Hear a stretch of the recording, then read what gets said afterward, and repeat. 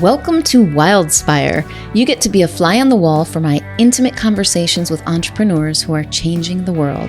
I'm your host, Stephanie Benedetto, coach, storyteller, and unmarketer at The Awakened Business, helping coaches and change-making entrepreneurs unleash their inspired message and share it with playful unmarketing. I'll ask curious questions and explore uncharted waters with my guest today. Anything can happen when we step into the unknown of infinite creativity, and that's where we're going to play.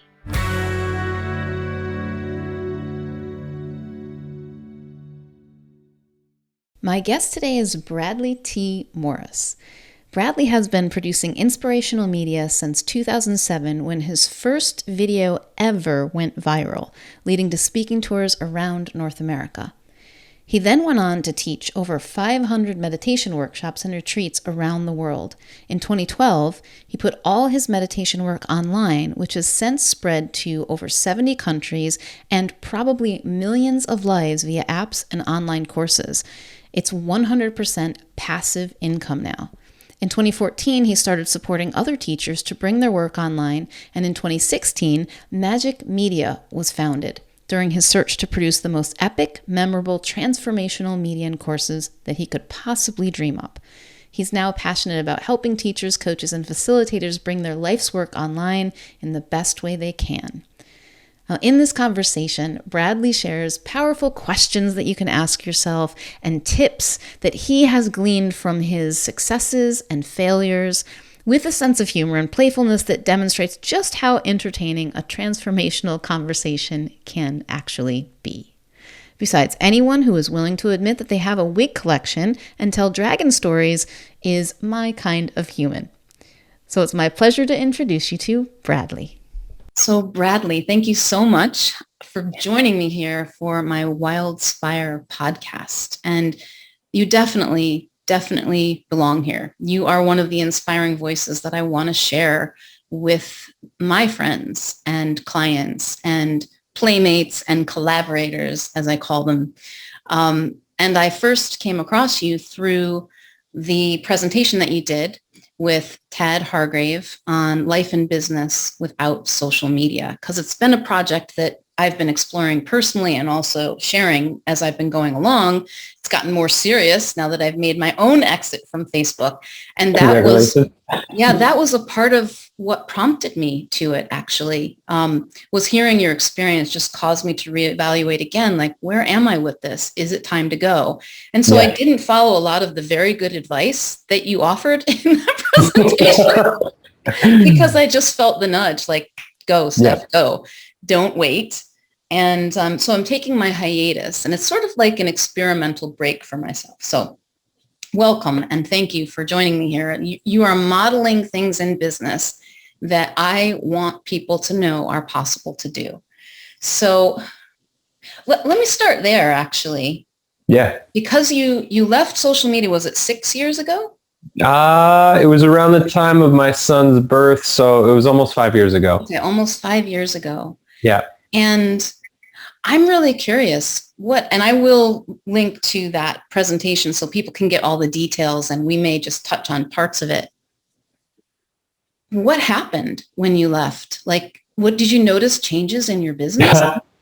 I evaporated from people's consciousness. So I would say that was like the first thing. It wasn't like, okay, I delete my account and now the phone will start ringing instead of people liking or commenting on my posts. It was quite the opposite. It was a lot of silence. I still had my email list and my newsletter.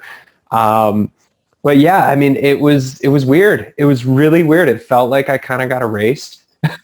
And so in the process of acknowledging that I no longer exist in people's consciousness, even the consciousness of the people who, I've deemed to be friends with for a decade, they weren't calling me wondering like, hey, where'd you go? What's going on?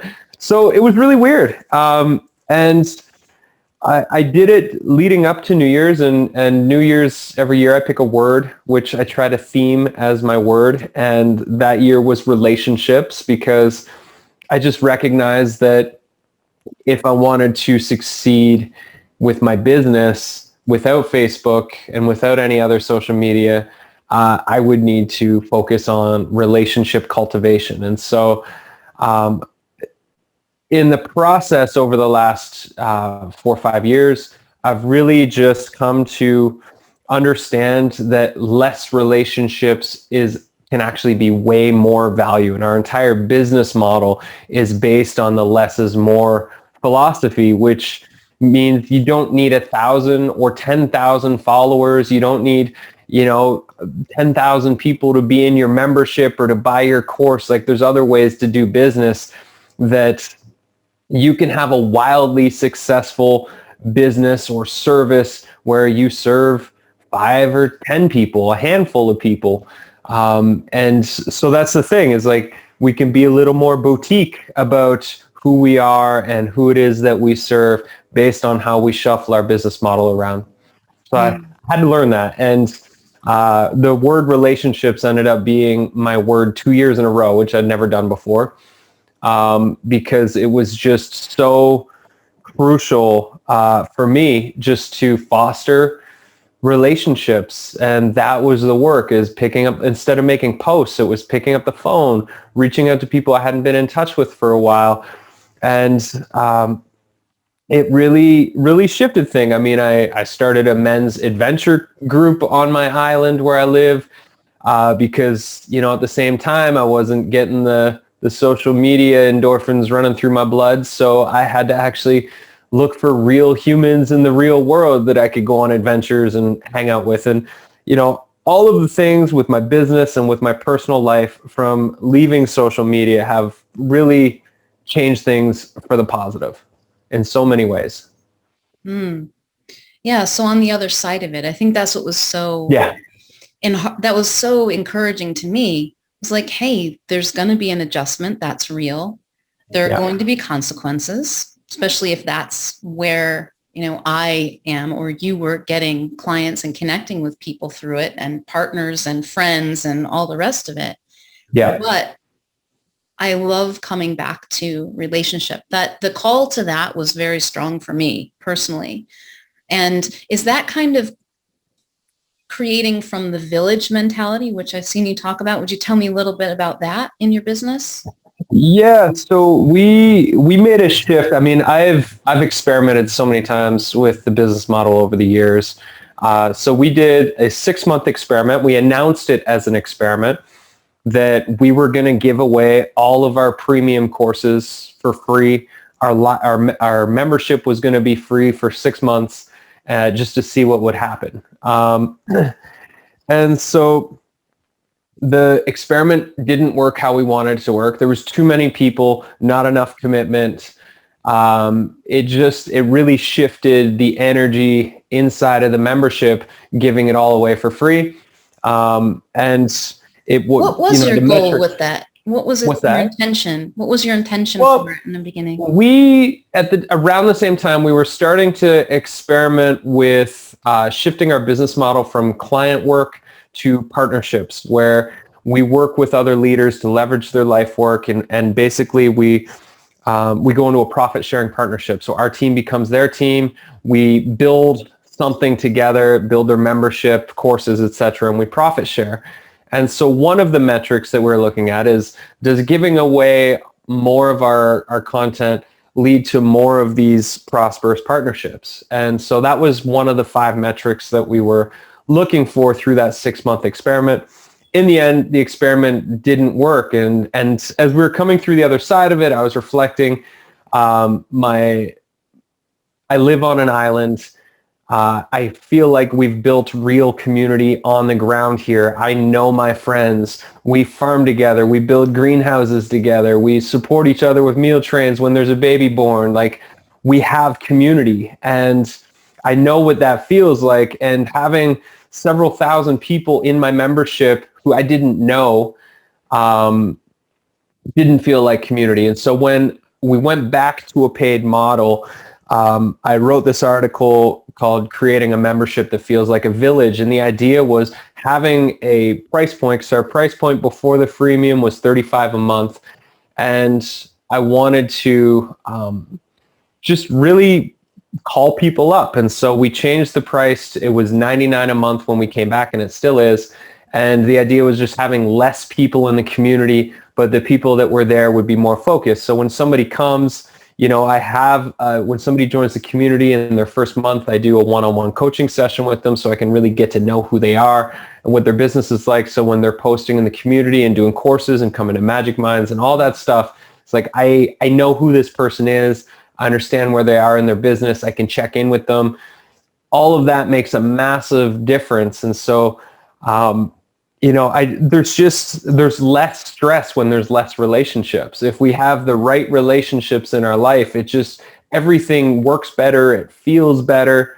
And so that's really changed my outlook as an entrepreneur who's always been more of the bigger is better mentality. And for me at this stage, I just want simplicity. I want simplicity and fulfillment. I want everybody to feel like they're walking away from the exchange as a winner. And so the village mentality has been a way for me to just be able to execute that through what we're offering. I love that. It sounds to me, Bradley, like you really called out the people who are invested, who care, who are your people with a bit of a higher price. It's still, I've looked at your membership. It still seems like a pretty freaking good deal to me. Good deal. Yeah. like a really good deal, but it's also a level of commitment. It kind of demonstrates that. And I can see that those fewer people are more likely to be the partners and collaborators and the ones that you really want to work with. So that's interesting, but you never could have known that until you tried it. We tried it. I thought about the freemium membership for probably 3 years. It tapped me on the shoulder of like, you should try this. And so finally I was just like, okay, I'm going to try it. And to my surprise and disappointment, it didn't work how I had thought it would work. One of the metrics was, will people just spread the word? Will word of mouth take over so I don't ever have to focus on marketing again because we've got this awesome thing? And some people shared, but it wasn't like an energy that took on a life of its own. It became more work than what I have now at the higher price point than what it was when it was free. So Wow. Go figure. Yeah, that's really interesting. And I love how experimental you are and how willing you are to do that, because what I do myself personally. I love running experiments, and the less attachment I have to the outcome, the better they go, because Totally. It's a win. Yeah. There's always something that it brings me. So I'm kind of wondering, like, are you running any experiments now that you would share, like, or something that you're exploring? Massive one. We're launching a kids publishing business, so kids stories. So I have a new branch of Majik Media called Magic Kids, and we are producing, so we're writing and curating kids stories. So, and then we're producing those with voiceover actors, sound effects, scored music, all the things. The way one of my son's friends described them is they're like movies for the ears. That was from a 5-year-old. So wow. Pretty awesome. And then we're turning the written stories and the audio stories into illustrated books that people can buy. And we'll also have a subscription where people can get discounts, behind the scenes interviews with the authors and illustrators, kind of the stories behind the stories. We'll also, part of the subscription will be giving away workbook exercises that parents and kids in classes can do exercises to incorporate the kind of the deeper messages in the stories. The illustrations of the books, they'll get the black and white version so the kids can color the stories themselves as well. So they'll get an extra version of the story. So this is about, I think we're about 4 months in since I decided I'm going to do this, because I have a 5-year-old and tell them stories all the time. So that's kind of what started it. And then I just started writing stories, and I think they're pretty awesome. And then I have a bunch of creative friends who also tell really amazing stories. So I was like, we just need our own publishing label. So I've worked it all out, and we are going to launch this fall with our first 12 stories, audio stories, and illustrated books. And it's, you know, it's a complete experiment. Wow. We're going to invest a bunch of money and going to invest a bunch of time and resources, and but it just feels like the right thing to do. And if at the end of it, we end up with 12 souvenir books that I can pass on to my grandchildren and great grandchildren, then so be it. But it feels the path that I've taken with Majik Media and producing transformational entertainment, it feels like having something that is just dedicated to the kids feels really right in my heart. It also it feels great to be doing something that is just fully creative, because I've bringing on an operations person to run the book publishing side of the business, so I can stay focused on the storytelling and the production and all that sort of stuff. And it's so that is a huge experiment. And if anybody wants to learn more about that experiment, they can check out our blog. I just posted an article about our Magic Kids business plan, so they can just take a peek to get inspired. This is the first time since my first business, which was 2005, where I'm actually selling physical products instead of digital products. So I'm pretty excited about that. Wow, that's awesome. I love it. And what is it that really, like, what's your hope with Magic Kids? Like, what are you trying to, what's the transformation that you're working in it or through it? Yeah. Well, so what I'm hoping for the kids is that it just reminds them that life is magical and beautiful and that they're special. And I think more than ever, with all the fear circulating the globe, kids need to remember their magic. And so that's the purpose of the stories, is to make them laugh, open their imagination. The exercises that will accompany the stories, those will just help them to integrate and embody whatever the underlying teaching of the stories are. For myself and my path, I mean, it's several fold. Um, Eventually, I want to get into movie production, and this has been a dream of mine for a long time. And so, I mean, I've done so much video production, and video production is a lot of work. It requires a lot of resources. However, audio production requires a lot less. We've got voiceover actors and sound effects and music and all the things for our stories. So they're pretty much movies minus the images. And so I figure if we can make a go at producing really popular kids stories, then the next stepping stone after this will definitely be getting into turning these stories into movies. So that's where that's where I'm imagining in the next 3 to 5 years is having, at the very least, licensing some of our stories to become movies, but hopefully producing our own movies in-house and collaborating with artists around the world to bring these stories to life. So that's what I want. That is super cool. And I'm so excited that you said that, because I wanted to ask you about the importance of, like, I saw in your materials, in your membership, that you create entertaining courses, like that you want to create entertaining video. And I wanted to know about the importance of that to you. Like, how is that enhancing what we do in our businesses when we also incorporate entertainment? Yeah. So, I mean, we try to use entertainment as the vehicle to teach and transform. I mean, if you think about when people are laughing, if you watch an advertisement or something like that and you laugh or you smile as a result, you're more likely to take in the message or the teaching. You're more likely to buy the product. So with the entertainment side of things, I mean, this all stemmed from, we had an epiphany 6 years ago before launching our flagship course, the Great E-Course Adventure. And when we really just took a step back, we were ready to produce a course, and we looked at the online learning space, which at the time was 97% dropout rate. It's probably close to the same. And like, how do we do this better? So ultimately, to distill it down as simply as possible, we looked at how are people consuming media online. We watch entertaining videos. We participate in social media. we play video games, and we listen to music and podcasts. Those are like the four main ways that people are engaging in online learning and that. And so we just asked ourselves, how could we incorporate all these different things into the online learning experience? So we've distilled it down that what makes a great learning experience online is, one, the experience. So that's the entertaining videos. We call it themification. So giving your course or your lessons a theme to bring it to life.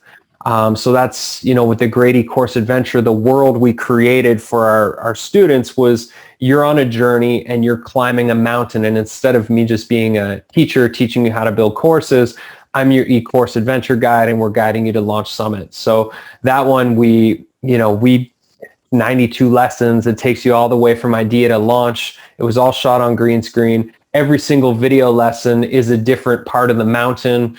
I played probably 6 different characters that teach you lessons. We had other characters teaching. It's kind of like Indiana Jones meets Saturday Night Live in the form of a business course. So we learned so much from producing that. It was crazy. It took us 9 months. We thought it was going to take us 3 weeks. And we learned a lot, but it was amazing. And so experience is pillar one. Pillar number 2 is should actually be pillar 1. Normally it is when I give this rant, but pillar 1 is actually the content. So it's the curriculum, the step-by-step process. It's what you're teaching them. That has to be information that works.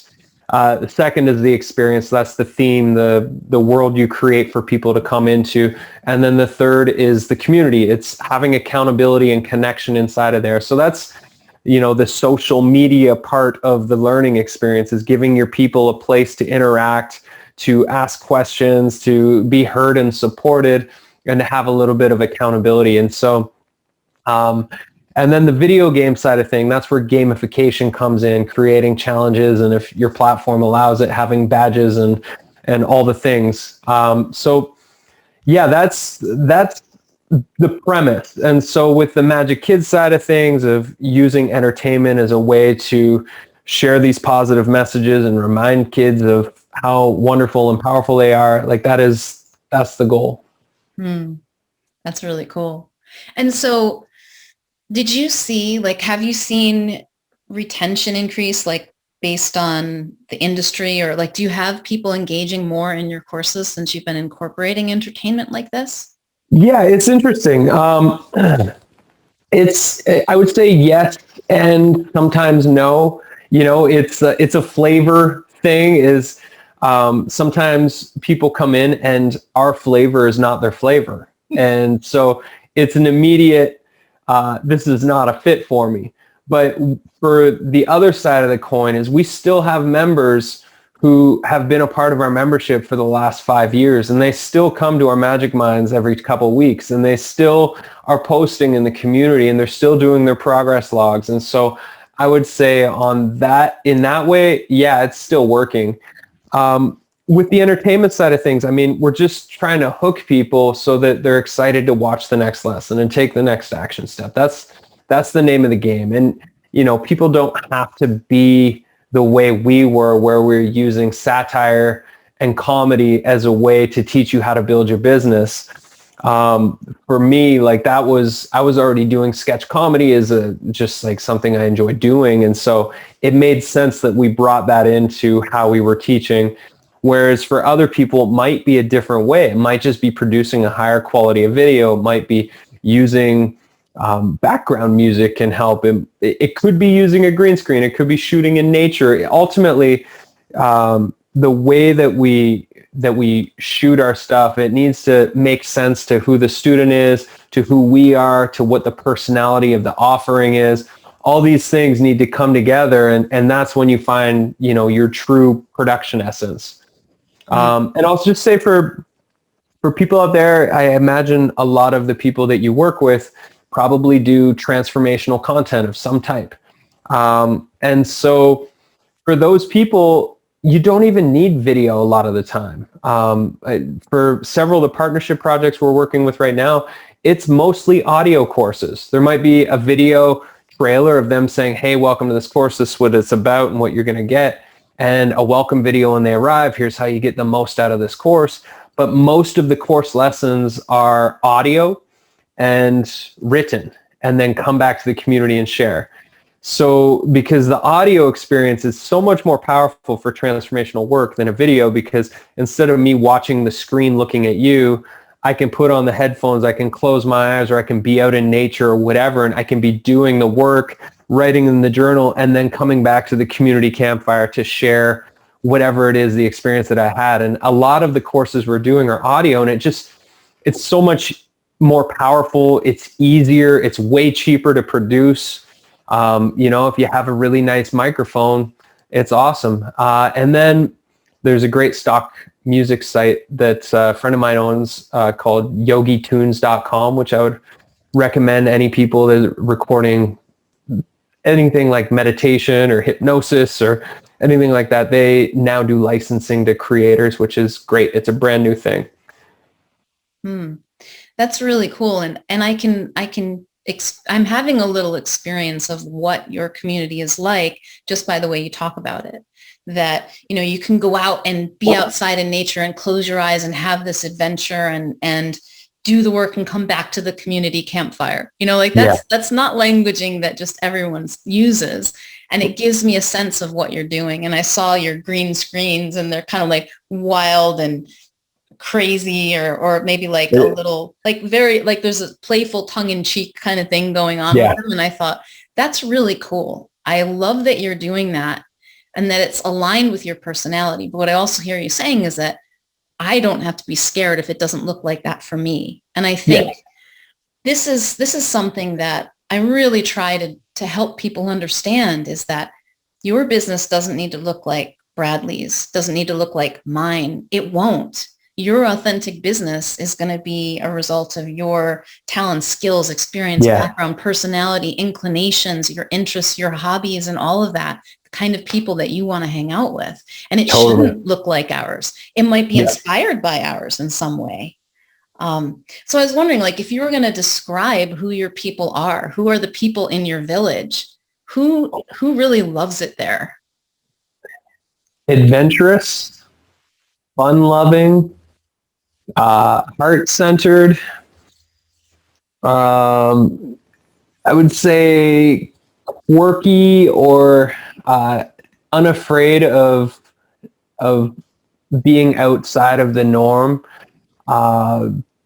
People that feel like they have an important message to share, people that want to have fun doing their work, people that value their lifestyle and their family more than they value making money, people that want to do good work in the world, people that want to bring back creativity and they would love to find ways to express themselves creatively through their work. And I would say people that resonate with the idea that entrepreneurship is and can be a spiritual path, that it can be a way for self-actualization, for personal growth, and that whatever we're creating inside of our business, it's an expression or an extension of who we are and where we are on our journey. And so I know for myself, it's a vision quest. There's been so many tests and challenges, and I have no doubt there will be many more as the journey continues on. But entrepreneurship, I'm 16 years of full-time entrepreneur, and it never gets old. The more I grow as an individual, the more my business is able to grow because I'm able to hold more. I would say those types of people. That sounds great. And people that think I'm funny. Yeah. At the very least. that actually laugh when I'm in character and I'm doing a skit video. I would say those people especially. Can you do one for me now? I know I'm totally putting you in the spot, so feel free to say no. I don't have a wig. If I had a wig, it's so much easier being in character when you have wigs. So how many wigs do you have, Bradley? Well, enough that my wife always asks every time we clear out our storage space, are you going to get rid of all those damn wigs? So I don't know. I'd probably like 20. Oh my God, And I that's haven't done awesome. much with wigs lately. I feel like I need to make a comeback, and maybe it's time to do a comedy sketch again for business. This I think could be that's a a good idea. nudge from the universe for you to bust I think out a so. wig. Do you have a Yeah. favorite wig amongst the 20 some odd? Oh, I mean, I have a nice mullet wig. I have a I mean, if people want to see, they can check out tons of our videos from our courses on YouTube, our Majik Media YouTube channel. We have a bunch of playlists with different courses. And if they just cruise through the Great E-Course Adventure and find any given lesson, they can find all sorts of silly stuff. Um, yeah, I mean, for me, the greatest joy is just uh, it's just being as creative as possible. Like what we did with these courses was we created worlds. We had the content. We knew what we wanted to teach. We figured out what is the theme, how can we turn that content into something that's exciting for people to go through. So we made these worlds around it. We created the characters.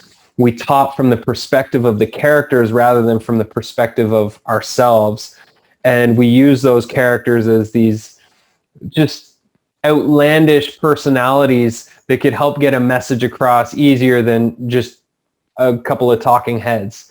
And even though the course was still the courses are still relatively talking heads, we just do it in a more creative way.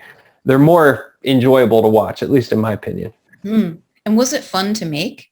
It was the most fun. I mean, it was the for the Great E-Course Adventure, at least that 9-month period of production. My wife was pregnant and extremely ill for 9 months. We had a brand new puppy named Bonkers, and we were producing the course working 16 hours a day for roughly 9 months. Whoa. It was nuts, and it was probably one of the most fun chapters of my whole life. Wow. We were laughing all the time, just having the space to come up with all the ideas and to become those characters. It was so much fun. It was a lot of stress, but I wouldn't trade it for anything. Hmm. This is music to my ears, and I love when people give themselves permission to really have fun in their businesses and Yeah. take away the limitations on that. Because obviously not everybody is going to have fun dressing up in wigs. I mean, hey, if No. you do, I'm all about that. But it's not for everyone. Yeah. But everyone has fun somehow. There's something that's fun for you, even if you're the most uptight bookkeeping type person. Numbers are fun. Like I know people who love running the numbers or Yeah. looking at analytics, which can barely comprehend, but I get it because there are some things that I love, like asking really impossible questions and talking in circles and things Yeah. and Totally. that are completely obnoxious to some people. Absolutely. And a theme for somebody is like, you know what I love doing? I love getting together with my girlfriends, and I love to just like sip on some wine and talk about business. Then make that your course. Go Yeah. sit on a patio, pour yourself some wine, and just start teaching to the camera and pretend that the person who's on the other side of the camera is right there in the space with you. And the deeper into the course they get, the drunker you get, but the more fun the experience gets. Like, it doesn't really matter. I think one of the things, especially right now on planet Earth, we just need to take ourselves a little less serious. And if we can find, the ways that you most enjoy consuming content or participating in the life experience, and you can find a way to bring that together. Like for us, with the Great E-Course Adventure, the way we produced that course is we were going on these epic hikes every day to come up with the ideas for the course. And we're like, well, this should be the thing, is like we want to get people off of their damn computers and out into nature, because our best ideas happen when we're out having fun and adventuring. And so that needs to be the theme, to remind people to just start living your dream life now. Mm. And if you do that, other things will fall into place. You'll have the creative inspiration necessary to get you to your next stage. But sitting in front of a computer, interfacing on Facebook, that is not life at all. Not even close. Even if you get 1 million shares, that's it just whatever. doesn't matter. Yeah. Bradley, do you think that, or maybe you already have done this, would you like to, would it be cool to help other people produce their stuff or produce stuff for people? Are you doing that? You have a team Yeah, that does these we kinds do. of things, right? We do it a bit. We produced one really amazing course I'm so proud of called Survive the Storms, and it's a 7-day storm for survival game that is teaching emergency preparedness to families on how you prepare yourself. And so with that one, the theme was a newsroom. It basically, there's a superstorm Athena that's coming to your area, and each day sends you a broadcast from the news station updating you on the storm, and an interview between the news anchor and Chris Gilmore, the survival specialist, who is going to walk you through what to do in the next 24 hours to prepare. And so the course is 7 days. It's the 72 hours before the storm and the 72 hours after the storm. And so that one, I mean, it was epic. It took us pretty much a year to come up with the idea, working very part-time. You know, I was working part-time as a team, but everything, you know, it was just, it's so good, and it has the power to save lives, which is amazing. So we do some production. It's got to be a really right creative fit, because we learned just production takes a lot of time. You have to have a lot of communication. There's a ton of planning. I mean, the thing with production is 70% is pre-production. It's in the planning. If you have a really good plan, you can show up on shoot day and just literally you're just checking boxes. You can go through and you can get the things done, and then away you go to post-production. But if you don't have a solid plan or scripting or all the things, it just takes so much more energy to try and piece something together that's good. Cool. So this was was this a person one of your partner profit sharing productions? Yeah, that's one of our profit sharing projects. And it's amazing. I love the course. I love what we did. The process of building it was just really enjoyable. So that's like a perfect one. I love that. I love it. It sounds like it lets you really leverage your combination of strengths around production and entertainment and making things fun, and also creating something that's really transformational and valuable for people. Ooh, yeah. I like that. Yeah. Yeah. So all that. Yeah. Yeah. So I'm wondering if you would take me back in time for a moment. And we need to insert time effect as time travel effect. It's like Austin Powers. So to that first viral video that you made, I saw a reference to it. What was that? Where can you place us in time and what that viral video was and what happened? Yeah, so it was 2007. The video is called The Gratitude Dance. And basically it was just, I mean, I hadn't even heard of YouTube at the time. I wasn't much of a computer guy. Basically I was working on a business, and my buddy and I were hanging out in a coffee shop, and I got a phone call. The phone call was a client. I closed the deal. I was going to get a big payday. So I jumped up in the middle of the coffee shop in the middle of lunchtime, and I just started doing this dance. And the whole coffee shop stopped. It was like in the movies. It was like, and everybody just kind of looks at me dancing in the middle of the shop, and some people start laughing. And then it just like immediately, everything goes back and people are talking. And I sat back down, and my buddy was really embarrassed. And he kind of leans over and he's like, we should put that on YouTube. And I was like, well, what's YouTube? And so we ended up getting our other friend who was a videographer, and we made a very basic plan. And we spent two weekends just going around our city, Victoria, shooting people, telling them that it's International Gratitude Dance Day, and will they do the gratitude dance with us? And so it's a montage of all these videos, and it was so fun. Just the experience of interacting with all these strangers and getting them to do this stupid dance, but also at the same time to tell us what they were grateful for. And it came together beautifully. It went viral the first night. I mean, it went viral back then. We got 500,000 views over the course of, Oh, only 500,000. yeah, over the course of a few months, which now, I mean, 500,000 views is peanuts. It's Yeah. nothing for a viral video. You know, you got videos out there that have billions of views.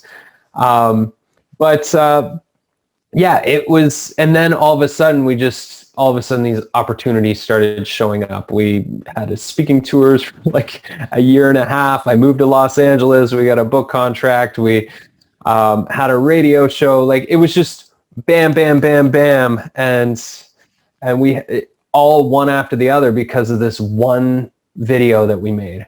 Unfortunately, at the time, I wasn't as entrepreneurial. I didn't have any experience. We didn't have any coaching, and we didn't take advantage of the situation as much as we could have now, knowing what I know, if we would have had that much exposure. Because we had probably 100 media interviews, TV and radio, and all the things over the course of, I don't know, less than a year. It was pretty bonkers. That is so fun. And in this time when it seems like everybody's looking for the proven formula and the sure thing, what I'm trying to guide people back to is creating with that sense of aliveness and fun that I see you demonstrating in particular in this. There's a randomness about it. Like we don't know what's going to catch and what doesn't. But if I'm having fun, who cares? It's a win out of the gate. There's nothing, I mean, anything that happens as a result, any publicity, any clients, that's all gravy because I'm already living a fun life. I'm already having that experience that I want. Why wouldn't you want to create that way? I mean, this is my soapbox, right? I want to get on that and say like, guys, just freaking have fun. What's fun for you? Do that. What would be fun to try? Go ahead and try it. It's so inspiring to hear that you're going for things like that and letting that curiosity and creativity and just the whimsy of it. Like you didn't know when you started that viral video where it was going to take you. I didn't even know what viral videos were at the time. I had no idea. I didn't know what YouTube was. Really innocent. First video I ever post went viral. Like it was very random. And in a sense, everything that I've done over the years has just been more coming from this internal, I want to do that, than I'm going to do that because it's going to make me money. Anything I've ever tried to do this because I want to make some money it never works out the same. And I think the important question to ask for anybody to ask is, if you were already a millionaire, would you be doing what you're doing now? Would you still be doing it? And the parts that are no's, say, okay, if I got rid of that and I was a millionaire, what would I fill up all my time with? How would I contribute back to the world? And I would say, you don't have to make a complete U-turn, but start shifting your focus to go more in that direction. Because if you keep going in that direction, whether you become a millionaire or not doesn't matter, because you're going to be fulfilled, you're going to feel on purpose, and you're going to contribute to the world in a positive way. And I mean, for us with the Great E-Course Adventure, the question we asked ourselves, because before that I had a program called the E-Course Creation Blueprint, and it was a lot like the marketing stuff you see online. Here's how you create an online course and blah, blah, blah. And before we went to reproduce it, because it was 2 years old, we were going to update the whole thing. We asked ourselves, if it was 3 years ago and we found this course, would we purchase it? And the answer was no. And we're like, this is a massive problem if we wouldn't buy our own product. And so that was kind of what spurred it, is like, what would it take for us to pull out our $1,000 and pay for something? And that was when we started brainstorming, well, it would have to be really fun and it would have to feel like an adventure. And we started just coming up with the qualities that we wanted the experience to be. And then we worked out the details on how we create that experience for people. What a great question.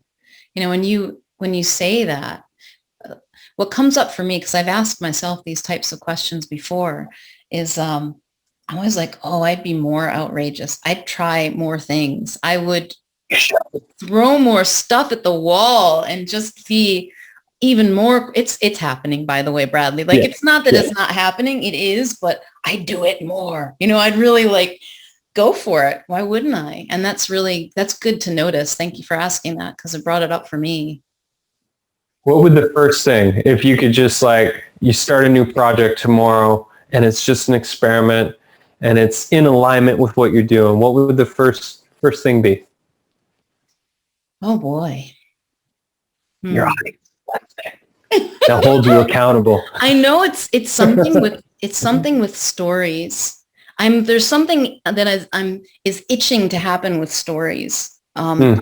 It's percolating. I've been talking to people about it. I've been exploring it. I've written this novel. There are all these things. I'm not sure what the project would be, but I think it would be carving out the time to really just let it emerge, because that's how it happens for me. That's how I see it happen most authentically in creation, is that, we just show up for it. I show up for it and see what's there. Yeah. Start writing, start creating, start dreaming, and then notice where it takes me. Yeah. Yeah. And I always my go-to is dragons. So, okay, it's a dragon story. All right. I like it. I like it.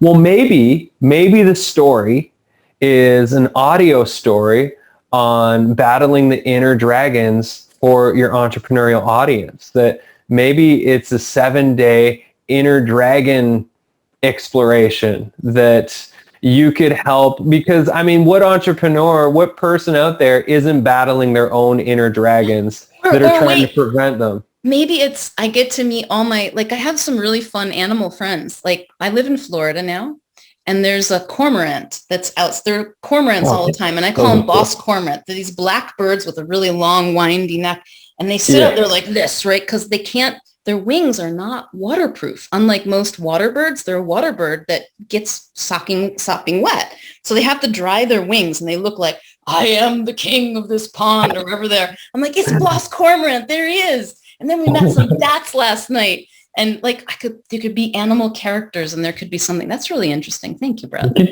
You could do that. And it doesn't have to be a video. It could be whatever you want it to be. Absolutely. Yeah. Thank you for that.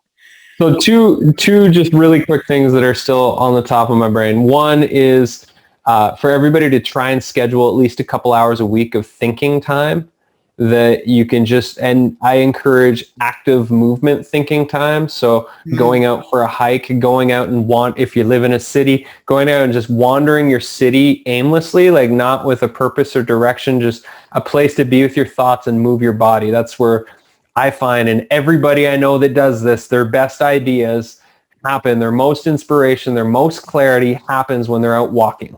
And it requires at least a couple hours of active movement to get into that flow state where the channels come on. And literally I'll just go out, I'll bring my journal or my phone, and I'll just type the notes in, I'll walk. It's like an active conversation with my consciousness. And I'll just like have the intention of like, this is what I'm going to dream into while I'm on this 2-hour walk. And ideas will come, I'll stop, I'll write them, I'll keep walking. The conversation continues on. I'll talk out loud to myself sometimes and look like a crazy guy, but that's okay because good ideas sometimes happen that way. Mm-hmm. And the other one, for all you people out there that are holding yourself back thinking that you have to have the perfect idea, you have to have the team, you have to know how to produce or edit.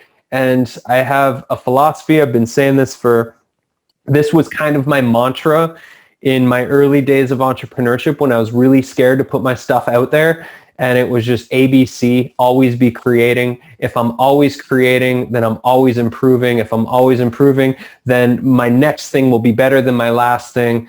And if that's the case, then word will spread about who I am and what I do in the world, and everything will work out. So just keep creating. I feel like we are creators. We have these bodies, we have these minds, we have these imaginations. We have the talent that we're given and the talent that we can learn and the talent that we can recruit, and we should just be creating every day. That's the name of the game. You beat me to the punch on that one, Bradley. I was going to ask you for a message, and there it is. That was the one. That's the one. That's always the message, is just keep creating. Yeah. So who would you like to call out to right now? If you're going to invite someone who's listening here, like speak right to them and invite them to the party that is Majik Media that you're throwing right now, what would you say to them?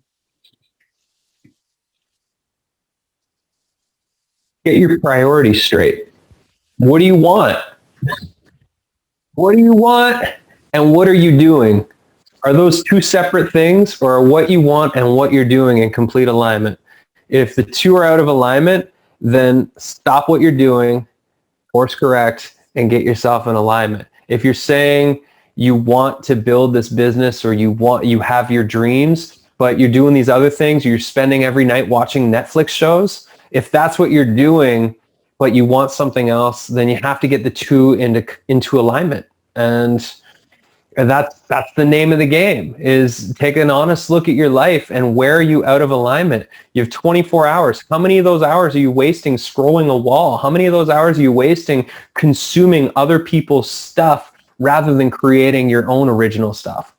And that is it. If you can just take an honest look, forgive yourself if you're out of alignment, because it doesn't matter, because you can jump back into alignment in an instant right now, and start your path. This is a new life, new adventure. Just like live in alignment. Everything will be fulfilling if you can just do that. I love that. And so if I'm hearing this call and I want to learn more about what you're up to, where should I go? Where's the best place to find you? Majikmedia.com, MAJIK media.com. We've got our podcast, The Making Magic Show. We've got YouTube channel. I have a lot of stuff on our blog, classes, and all sorts of things. We've got a page for our membership, and then we have our page for partnerships, and pretty much all that stuff can be found. Awesome. And I highly recommend a visit, by the way, because you have so many free resources available that that in itself is valuable. And then if you want more, it's there too. You can pay us some monies and we will show you a great time. That sounds like an entirely different kind of business, Bradley. Nice. Cool. Well, thank you so very much. This has been amazing. And I really appreciate you taking the time to share a little bit of the magic that you make with me. And thanks so much. Yeah, it's my pleasure. I love just the opportunity to connect and share. And I can't wait to hear about your dragon story that you're going to make. I'm on the hook now. Yeah. No, you got 30 days, first draft. At least a point form draft. You could have a point form draft within a week. You could have a rough draft within a month. And you could have the full thing done in 3 months. Easy. Look at that. Look at that. He's just laid it all out for me. This is another gift that you have, Bradley. I've been noticing around the planning. It's the producer in you, right? Like the producer. Yeah. Nice. I play executive producer and creative director. And the two argue. My creative director wants more space to create, and my executive producer sometimes gets tired because I hold all of the details in here, which is why I'm going bald around the sides. It's all the details I hold on. It's me going like this, like, oh. Well, fortunately, it's a good look for you, Bradley. I like it. Thanks. All right. So make sure you go check out majikmedia.com, magic with a J and a K, and I'll post links and all that too. Excellent. Thank you so much. Thank you. Thanks so much for joining me for today's Wildspire conversation. If you'd like to receive a weekly Wildspire email from me filled with inspiring stories, unmarketing experiments, tips for playing your way to impact and income without the hustle and hype, insights from my spiritual business journey, and more, go to theawakenedbusiness.com/wildspire. Until next time, may you know yourself as the gorgeous wild creation you are.